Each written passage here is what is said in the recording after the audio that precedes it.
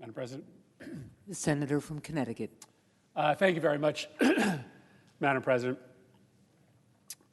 Madam President, I will probably get in trouble with somebody for saying this, but the question of when life begins, the deeper question of what defines life, which biological entities are alive or possess independent existence versus which biological entities are simply part of something else that is alive. Man, those are really hard questions. I heard my colleague Senator Daines on the floor earlier tonight talking passionately about his belief that life begins at conception and that humans have an obligation to defend a day-old fetus equally to our obligation to defend the life of someone who has been born. Now, I disagree. I believe that life begins at birth. I believe that our legal obligation towards a born human is different than our legal obligation toward an unborn fetus. But on that narrow question of when life begins, I don't cast any particular judgment on Senator Daines for believing what he believes. His belief system is shared by millions of Americans, not the majority of Americans, but a significant share.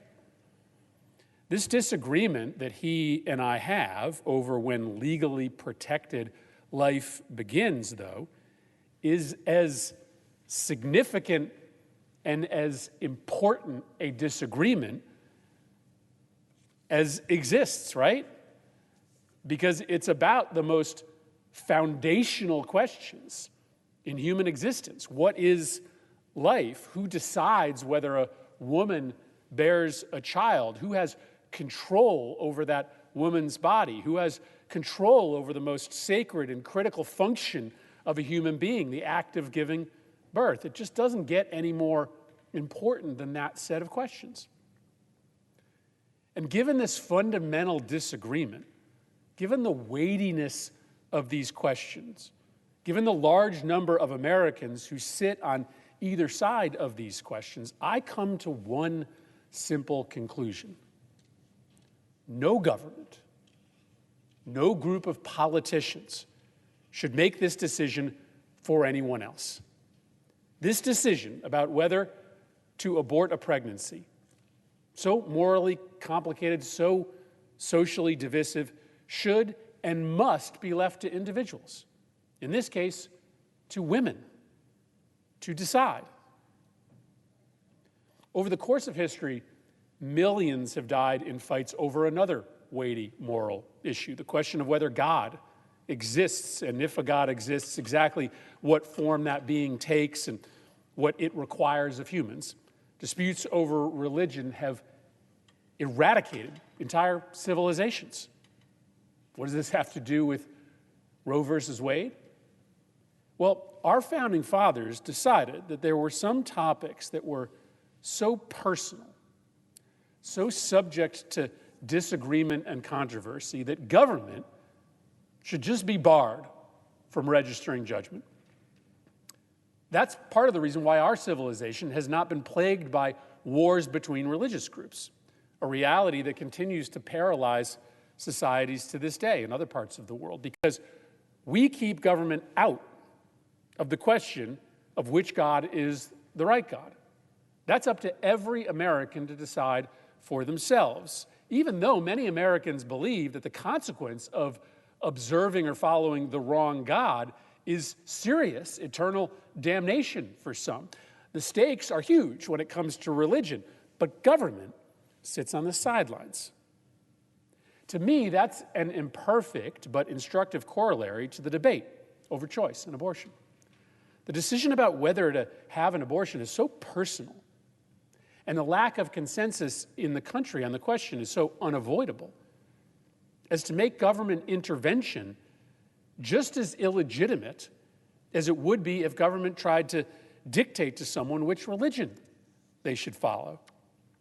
Now, that's not the exact route that the Supreme Court traveled to get to the Roe decision, but it helps me understand why, from 1973 until today, the decision about whether or not to have an abortion has been a constitutional right of the individual, not the constitutional right of the government to decide. Frankly, it's always been really hard for me to square how Republicans, who so readily evangelize about small government, about the importance of putting families and their decision-making processes first, about the evil of public sector overreach, are so enthusiastic about the government micromanaging personal decisions about pregnancy or marriage or adoption. Small government is great, I guess, for corporations, but is not so great when it comes to the most intimate decisions that families make. And as I've said on this floor before, it's also hard to take seriously Republicans' passionate pleas for this body to defend the existence of an unborn fetus when they seem to care so little about many of the existential threats that are posed to every American after they are born. Today, this day, over 100 Americans are going to die from gunshot wounds, from murders and suicides. And whether my Republican colleagues agree with me or not that stricter gun laws is part of the solution to this uniquely American epidemic that plagues those that are born, I don't know that I've ever heard a Republican speech dedicated to this crisis on the floor of the Senate. I've heard dozens dedicated to the cause of those before birth.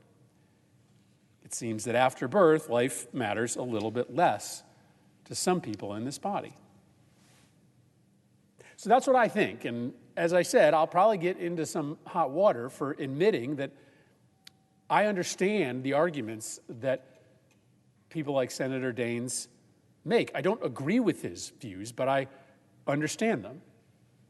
And my hope is that as we begin this debate over the future of reproductive choice and health in this country, as this debate heats up, because it's not going away, we're taking a vote tomorrow, but this is a debate that is going to consume this nation if the Alito opinion becomes law, which I believe it will. My hope is that we're honest about the complexity of this debate, but that Republicans are equally honest in the claims that they make. And let me just briefly tell you what I mean. Today, I heard Republican senators making a whole bunch of claims that are just so ungrounded in truth as to diminish the quality of what should be a very important debate on a very weighty subject.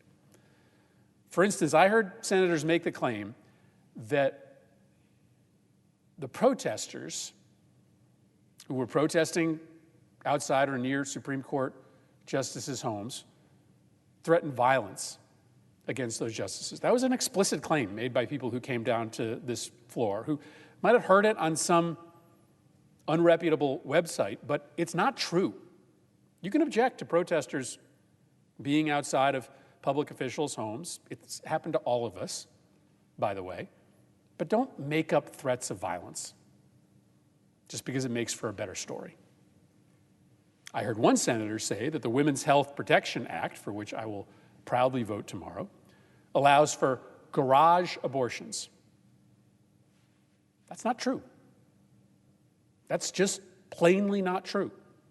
Every state requires that abortions be performed in licensed healthcare facilities, and nothing in the bill changes it. Don't say that just because it makes a better story. Many Republicans claim that the bill we're taking up tomorrow allow abortions up to the date of birth. That's not true either. The Women's Health Protection Act, it does codify Roe versus Wade, but Roe only protects a woman's right to have an abortion without restriction until viability, and then afterward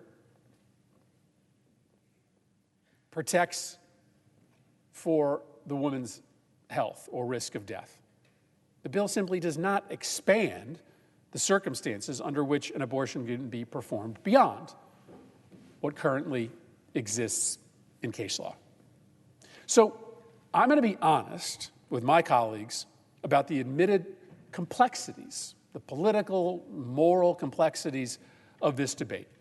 But I expect opponents of the bill that we are debating tomorrow to be equally honest in the arguments they make as well.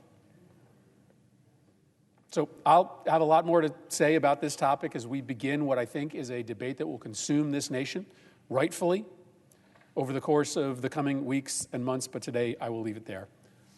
Madam President, I yield the floor. Madam President. The senator from Rhode